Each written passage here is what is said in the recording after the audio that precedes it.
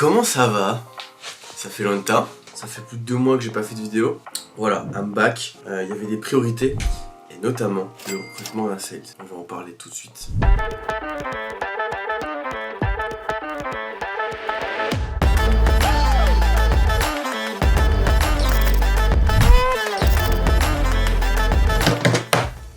On a recruté un sales. C'est la première personne qu'on recrute convenablement avec un salaire et tout. Et c'était plus que nécessaire. Je commençais vraiment à avoir des difficultés à tout gérer. La première chose, à mon sens, qu'il faut pouvoir déléguer pour développer, faire développer sa boîte, c'est évidemment le commercial, celui qui va te faire gagner de l'argent. Donc c'était logique d'aller sur ce premier poste. J'ai Ronan qui a beaucoup insisté pour avoir un dev. C'était une priorité et c'est toujours une priorité, mais la plus grosse priorité, c'est bien évidemment d'avoir quelqu'un qui va pouvoir faire développer la boîte. Et donc le sales, c'était ultra nécessaire. Bon, bref, je vous explique comment ça s'est passé dans le détail. C'est parti. Allô mon ami. Ouais, salut Romain, comment tu vas? Ça va et toi? Ouais, ça va super. Hello. Hello Théo, ça va? Ça va et toi? Ouais. Merci pour ton temps. Pas de problème. Alors donc tu veux recruter un commercial mon ami? Ouais, c'est ça. Bah en fait, là j'ai allé une dizaine d'entretiens là. J'adore mon métier. Et c'est parti pour le deuxième entretien sur le recrutement du sales. Voilà, cette phrase n'est pas française, mais on s'en bat les couilles. Troisième recrutement. Et non, toujours pas. Troisième entretien. Troisième ou quatrième, je sais plus où on en est. Entretien pour toujours pour le poste de sales, premier sales chez Pilot. Et c'est parti pour un énième entretien. Let's go. Je dois être à mon 10e entretien là, 14e, je sais même plus en fait combien, je crois que je suis 14e, 15e entretien.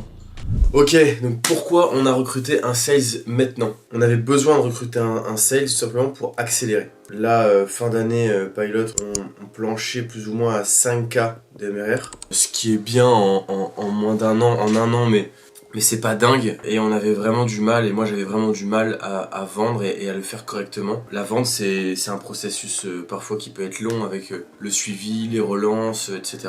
Donc vraiment grosse nécessité sur le fait de déléguer cette partie sales. Surtout, on avait besoin de se développer, mais on était aussi surtout prêt. C'est-à-dire que tout était on track pour accueillir quelqu'un. La seule chose qu'il fallait que je vérifie avant, c'était de m'assurer que on avait suffisamment de fonds, qu'on avait vraiment la possibilité de recruter quelqu'un sans se mettre en péril, en difficulté. C'est ce que j'ai fait, et avec la trésor qu'on avait, c'était jouable. Par contre, le deal était assez clair. C'est en faisant mes calculs, je me suis rendu compte que l'idéal, c'était que la personne puisse et soit capable de vendre et de signer donc 3 clients par mois. Si la personne signe 3 clients par mois, on est bon. Elle se rentabilise, et nous on a, en fonction de notre trésor, on a une tendance qui est plutôt positive et qui nous permet sur le courant de l'année peut-être potentiellement de recruter d'autres personnes, notamment un deuxième sales. Et oui, je sais, sur l'écran on voit mes notes, mais je m'en fous. Voilà, ça vous voyez comment je fonctionne. 2 bullet points en somme. Donc, je disais, l'investissement est possible, donc on y va, et c'est comme ça qu'on a pris la décision. Maintenant, je peux vous dire une chose par rapport à ça. Quand j'ai commencé à m'y mettre et à m'imaginer recruter le premier sales, j'avoue, c'était archi excitant. Archi excitant, pourquoi? Parce que je me suis dit vraiment, ça y est quoi. Vraiment, on commence à se développer. Je voyais un peu où on allait arriver, et je me suis dit, putain, c'est cool. Enfin, si on suit cette trend, c'est beau. La boîte se développe. Beaucoup d'excitation et un poil de fierté, je dois l'avouer. Donc c'est cool. Cette personne, c'est quelqu'un qu'on recrute avec nos propres deniers. C'est notre argent qu'on gagne avec la boîte, ça s'autofinance. Enfin, c'est beau. C'est stylé. Voilà.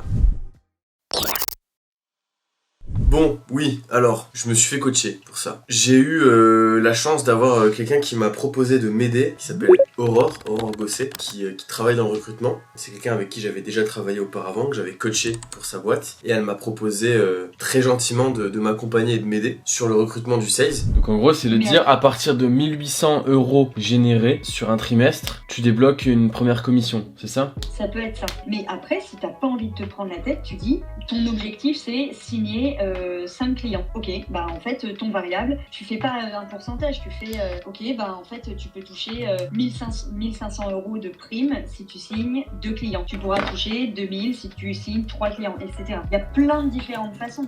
Et puis, t'es pas obligé de dire, selon un pourcentage, c'est un pourcentage du variable, ça peut être...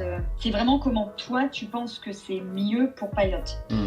Aurore, elle m'a introduit tout ce qui est scorecard. C'était plutôt un sujet assez intéressant. Petit big up d'ailleurs à Michael Sayed qui en a fait tout un post là-dessus. Il se reconnaîtra. La scorecard, ça m'a permis vraiment de définir ce que je voulais concrètement, quel profil je voulais, et surtout en fonction des critères qui étaient pour moi des critères must-have, des critères principaux, d'être capable en fait de mettre des questions à côté de ces critères pour pouvoir vraiment évaluer la personne en entretien et poser à chaque fois les mêmes questions au candidat pour ensuite pouvoir faire une comparaison sur des critères bien précis. Ensuite, la deuxième chose sur laquelle vraiment Aurore m'a pas mal apporté, sur le fait qu'elle soit avec moi en shadow. Donc concrètement, elle était avec moi en mute sur les calls les plus importants. Et en fait, elle prenait elle-même des notes sur la scorecard, ce qui me permettait vraiment de me concentrer principalement sur le candidat et moins sur la prise de notes, et ça c'est génial. Et le troisième point, c'est qu'elle était du coup avec moi sur les entretiens, mais donc après on pouvait en débattre, et mes propres avis, mes propres impressions, je les partageais, et soit elle me les validait, soit elle me les invalidait.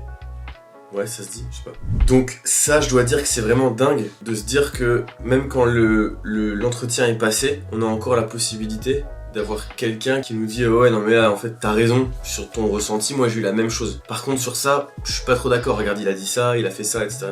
Franchement, moi ça m'a donné une idée de boîte, vraiment. Tu payes des mecs pour qu'ils viennent en shadow avec toi et qu'ils te donnent un avis à la fin. Bon, bref, je divague, mais en tout cas c'était tellement utile. J'avais 6 critères pour moi qui étaient vraiment très importants. Donc j'avais la prospection, la vente, donc ça c'est vraiment m'assurer que la personne était vraiment senior, en tout cas vraiment qu'elle pouvait m'apporter quelque chose. Ensuite j'avais l'autonomie, l'objectif c'était vraiment que je m'en occupe pas du tout et qu'il gère tout de son côté. Le quatrième c'était la motivation / implication. Le cinquième critère c'était l'organisation. Et le sixième évidemment c'est le fit humain. Moi j'ai vraiment du mal à travailler avec des gens et s'il n'y a pas un réel fit, si la personne n'est pas à mon sens humaine.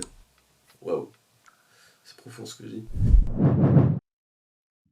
Voilà, donc tout ça, ça a mené à pas mal d'entretiens. J'ai regardé précisément. J'ai en tout eu 165 candidatures sur le poste. Donc c'est des candidatures que j'ai reçues sur LinkedIn. En tout, du coup, j'ai fait 45 entretiens. Et j'en ai sélectionné 9 au final pour en choisir qu'un seul.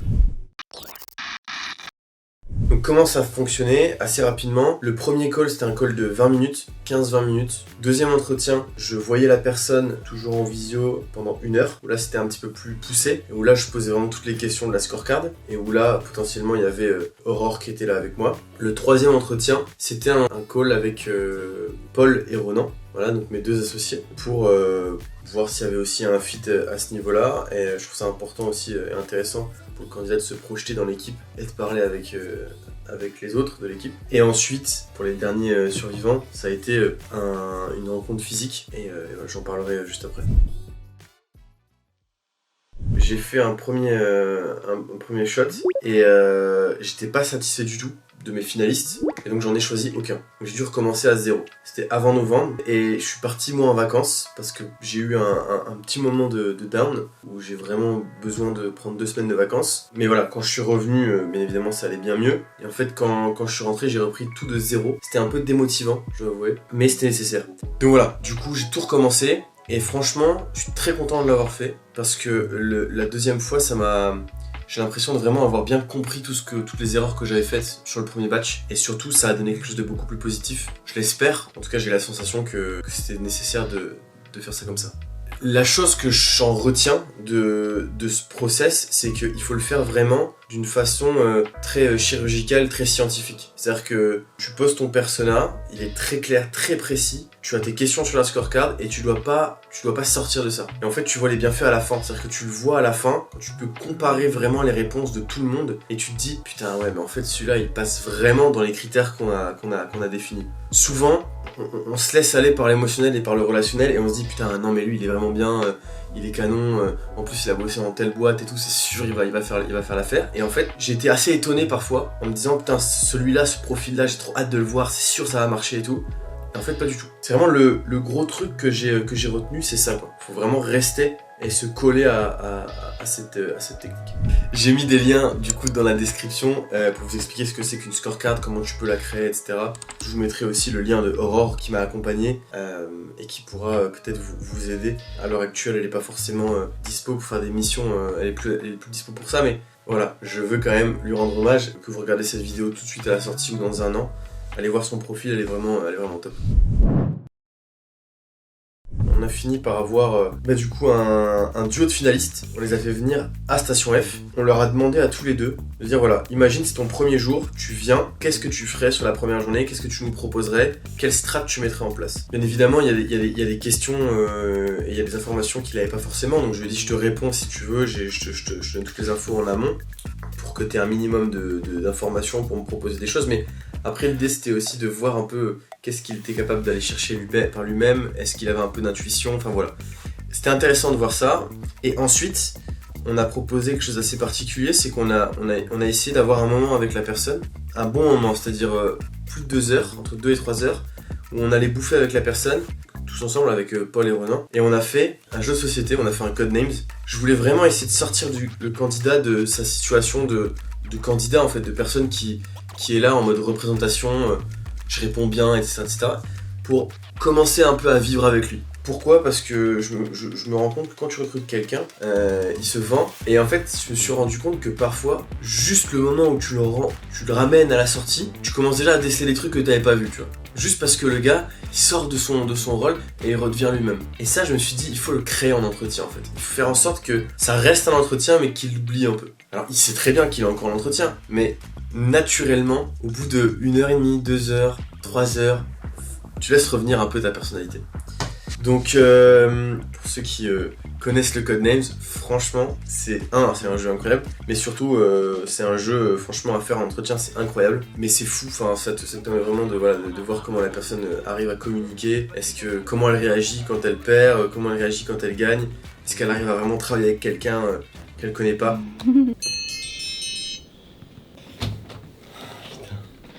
J'ai envie de la tenter, tant pis.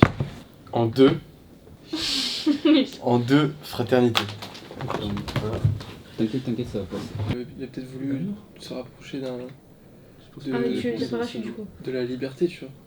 Ah ouais. Et vu comment il est... Non mais vu comment il est stressé, je pense que c'est pas ça. Ouais, je pense que c'est pas ça. Parachute, on saute à 2, tu vois. Faut faire confiance. Parle pas toi. Bah, de toute façon, tu peux trouver des trucs sur tous les mots. Ah, vas-y, on part sur notre intuition. Égalité. Égalité. Touché. Oui, Et français. Touché. on a perdu. Putain. C'était le mot noir. C'était quoi? C'était ensemble? Attends, on a perdu genre. Ah, Mais il fallait m'écouter, je vous ai dit ensemble, vous avez pas voulu m'écouter.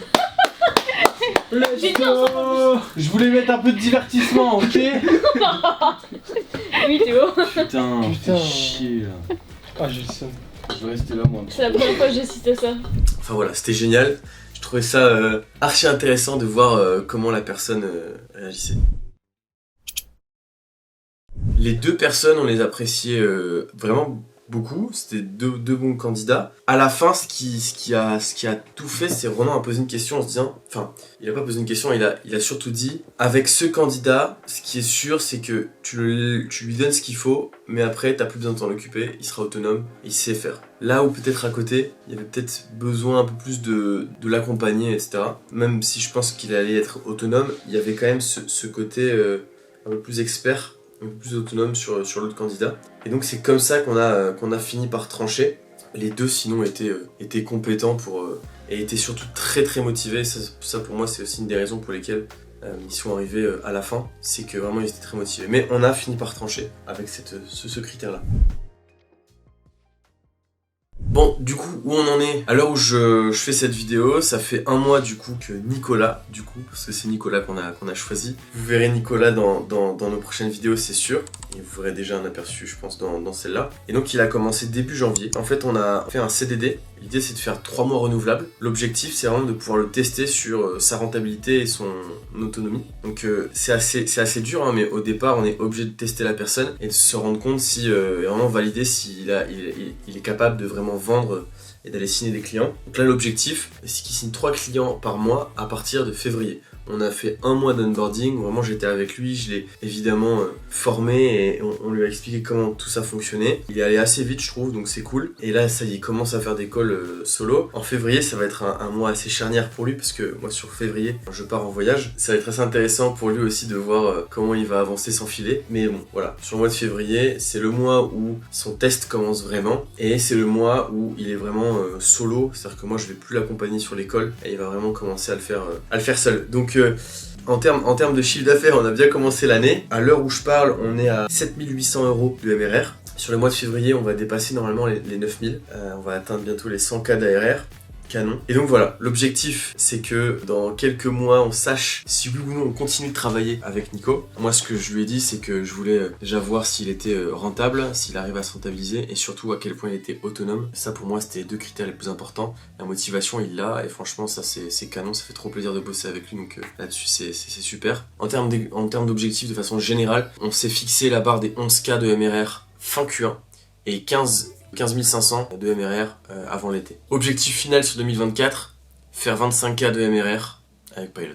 Voilà les gars, c'est tout pour cette vidéo de reprise. Ça fait un moment qu'on n'en a pas fait. D'un côté j'ai eu besoin moi de me reposer, de l'autre j'ai eu le recrutement de ce sales qui m'a pris énormément de temps. La fin d'année et le début d'année a été très fast. Vraiment, pour le coup. Et surtout, pendant un moment, on n'avait plus notre fameuse réal Anne qui réalise et qui monte ces vidéos. Donc ça a pas été évident pour tout le monde et pour moi en l'occurrence aussi parce que j'avais pas du tout le temps et j'avais pas du tout les moyens ni les ressources de faire des vidéos. Voilà, il s'avère qu'aujourd'hui on va pouvoir reprendre les vidéos, notamment parce que Anne est revenue. J'expliquerai tout ça dans une vidéo aussi certainement. Mais en tout cas voilà, on va pouvoir reprendre les vidéos. L'idée c'est de faire quelque chose de régulier mais de réaliste. Donc aujourd'hui avec tout le travail que j'ai, ça va pas être possible de refaire un truc sur 1 semaine ou 2 semaines. Par contre avec Anne, ce qu'on s'est dit c'est qu'on allait vraiment essayer de tenir la cadence de 1 vidéo par mois. Hâte de reprendre tout ça. Si vous voyez cette vidéo et que vous aviez l'habitude de regarder les vidéos, sachez que voilà, ça va revenir. Ceux qui découvrent la chaîne, vous l'avez peut-être compris mais je le rappelle ici, on documente les premières années d'une startup, en l'occurrence Pilot. Vous avez les liens dans la description, vous pouvez aller voir ce qu'on fait. Désolé si c'était un peu long, c'est la reprise. Il faut que je me reprenne un petit peu et que je reprenne la main. Merci les gars, à bientôt. Ciao.